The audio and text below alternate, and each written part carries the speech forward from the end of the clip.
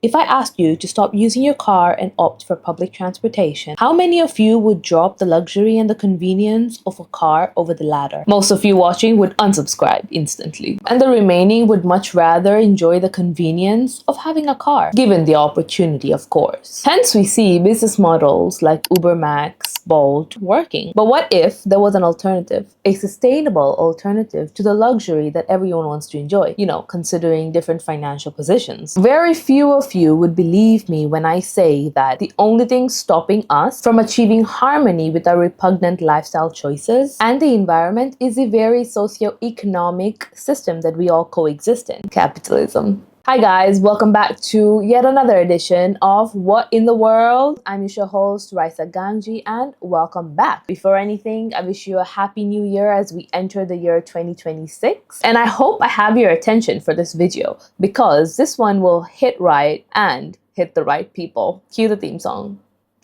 Do we have a theme song?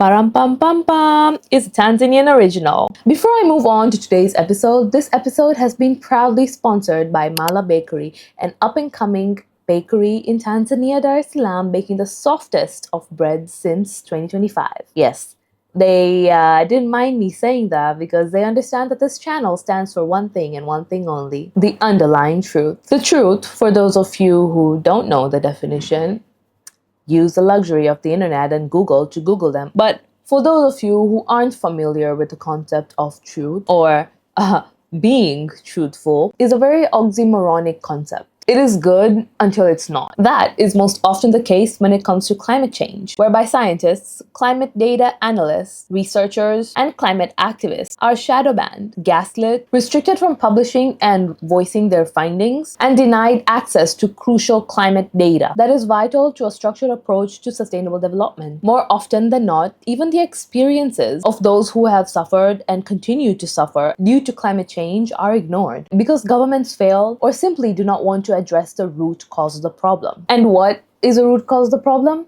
More like, who is the root cause of the problem? It all comes down to capitalism. Capitalism is an economic and social system that involves the separation of people into two social hierarchies. Essentially, the capitalist class and the working class, whereby the capitalist classes own the majority of means of production via privatization and employs the working class to work for living wages. So in a capitalist system, the major means of production are owned by one class, the capitalist class. Or much more understandably said, they are privately owned by this capitalist class. These major means of productions include factories, transport systems, majority of trade, the mining industry, healthcare, etc. So now looking at modern capitalist systems, they usually include a market economy, which is the supply and demand model, in which the production and the pricing of goods, as well as the income of individuals, are greatly dictated by market forces resulting from interactions between businesses and individuals, rather than by central planning undertaken by a government. Basically said, capitalism is built off of the concept of private property, profit-oriented objectives, and market competition. As beautiful as the fruits of the system are, it's all a facade of the real suffering. So now, when we think of capitalism, we must think of Karl Marx, who is often regarded as the father of modern class theory. Marx, along with Friedrich Engels, critiqued capitalism in the Communist Manifesto, a socio-economic system built upon the exploitation of the proletariat class, the working class, and the one that thrives on inequality. Sounds very, very familiar to what we all are witnessing off of our phones, as we are desensitized to war and people dying. So these two, they critique capitalism to be, one, profit-driven by extracting surplus value to meet supply and demand through the exploitation of the working class, basically taking more than they're willing to pay. In the context of the 21st century, this can be seen by the rapid rise of unpaid internships in working places, low wages or stagnant wages, and a rise in the gig economy. This is characterized by a rise of freelancers, part-time employees, and non-contractual workers. And due to the system, Employees, workers, people who offer a service are often viewed as commodity. And this is all because of wage labor, which is basically the exchange of labor for a salary. Basically, you're viewed as a commodity and your service is for sale. In Peaky Blinders, I think Thomas Shelby said, "Everyone's a whore, Bryce. We just sell different parts of ourselves." if you walk in an academic institution, you're selling your brain. If you're an athlete, you're selling your athletic ability. This is why you see Ronaldo insuring his leg for like 3 million USD. He's viewed as a commodity whereby his value decreases if he loses his leg. That is the beautiful system of capitalism. Moving on, the second thing that Marx and Engels critiqued capitalism to be was the alienation and reduction of human qualities, whereby workers are alienated and removed from the product of their own labor, their fellow workers, and their potential. We see this today in the form of burnout or burnout culture, whereby hard work is pushed to an extent where burnout is seen as a reward. Being overworked is romanticized, and burnout culture is characteristic or a significant sign that you are working hard. This is also seen today with a low job satisfaction and a mental health crisis in the workplace, whereby we are too human to be machines but are employed with the expectation to perform as one. The third critique is the commodification of all aspects of life. Marx critiques that capitalism reduces everything to market commodities, from relationships, hobbies, leisure activities to nature. We see a surge in many people starting online businesses, commodifying their hobbies, such as artists selling commissioned pieces or doing commissioned pieces, and a rise in people transitioning to becoming content creators. Because I might as well earn money doing something I love instead of spending my time doing something I love. Or we see sports being commodified by transforming into a status symbol in society by high subscription prices at leisure wear, or nature being turned into hunting grounds for hobbyists, game reserves, or national parks for gawking tourists, interfering with natural processes and natural movements, such as blocking natural migration patterns, all for just a post that gets 20 likes. But we must be patriotic and support the tourism industry for bringing in a large portion of our GDP.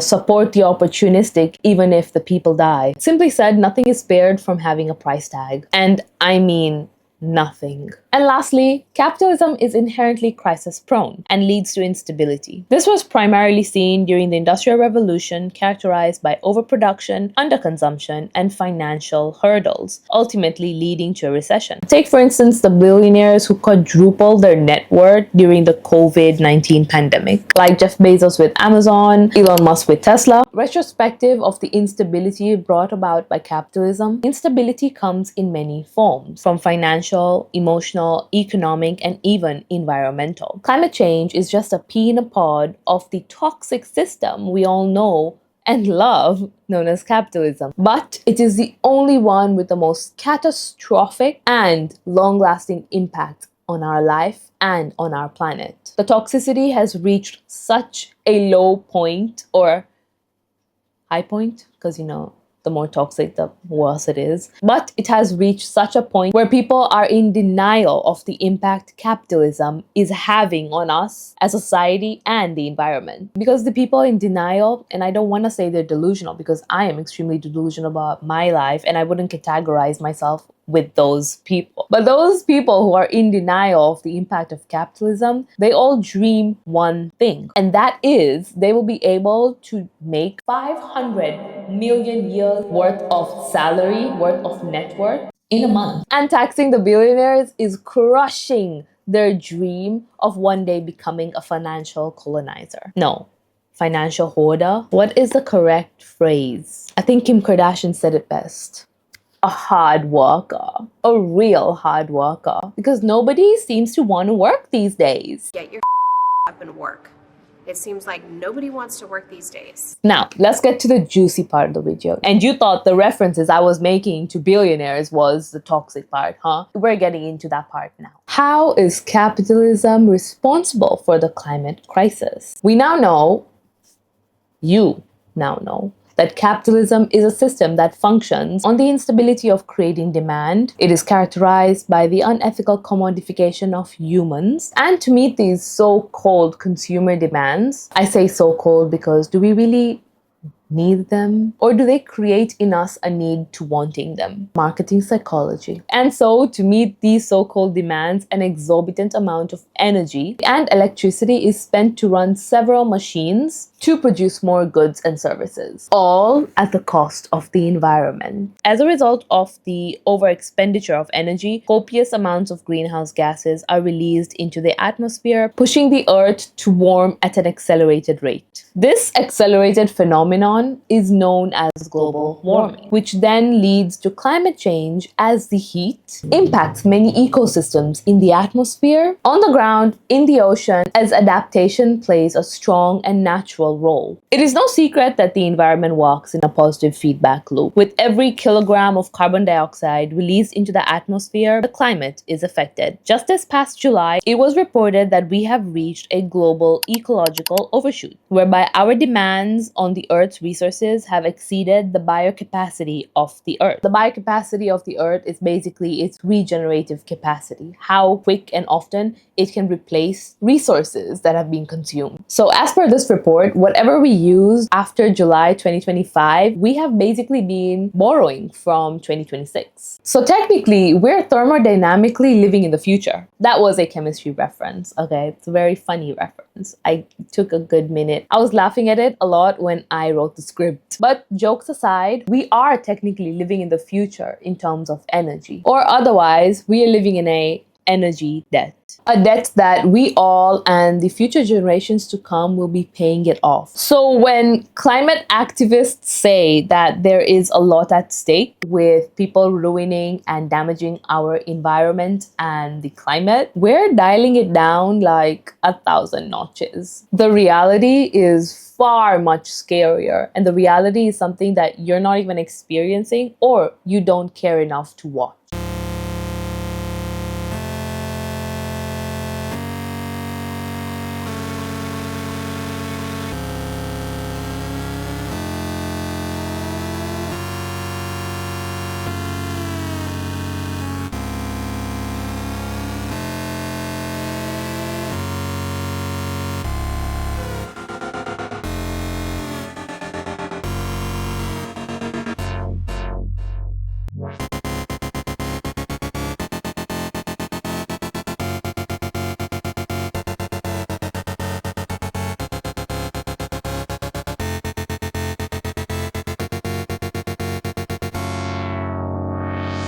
Let's take a look at the ecological footprint data available from the Global Footprint Network. Looking at the data for Tanzania, we are in the negatives, whereby our ecological footprint is 0.1 global hectares per person for the year 2024, which means our ecological footprint per capita is 0.2 GHA more than the biocapacity of Tanzania's forests, which stands at 0.8 GHA. This means that Tanzania was at an energy deficit before the year 2024. We can also see other countries are in much larger of a deficit, which are, to no one's surprise, the largest polluters in the world. It's America at negative 3.7 GHA, Japan at negative 3.4 GHA, China at negative 2.9 GHA, and the UK at negative 2.7 GHA. And it's only gonna get worse. Multinational corporations have been able to get away with so much and for so long, all because they simply can afford to, be it through hush money or lobbyists. Every industry has and continues to harm the environment and impact the climate. From the fashion industry's fast fashion ending up on the shores of Africa, to the overproduction of the textile industry to satisfy the recreational demand that people need more clothes. Fast fashion. From oil companies dumping oil into the ocean to plastics being overproduced with the illusion of efficient